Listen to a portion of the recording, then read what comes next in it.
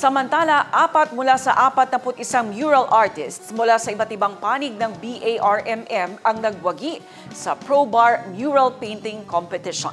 Tema ng kompetisyon, ProBar 2025, Recognizing Unity in Diversity, Mobilizing Artists Against Criminality Towards the Attainment of Peace and Jealous Public Service in Bangsamoro Autonomous Region.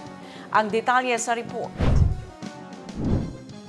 Ito ang mga murals na matatagpuan sa concrete wall ng PNP ProBar sa Camp Salipada, Cape Pendatun, Parang Maguindanao del Norte. 41 mural artist ang lumahok sa kompetisyon mula sa iba't ibang panig ng BARM. Tema ng kompetisyon, ProBar 2025, Recognizing Unity and Diversity, Mobilizing Artists Against Criminality Towards the Attainment of Peace and Zealous Public Service in Bangsamoro Autonomous Region. 4 sa mga mural artist na kalahok ang nagwagi sa 14-day event.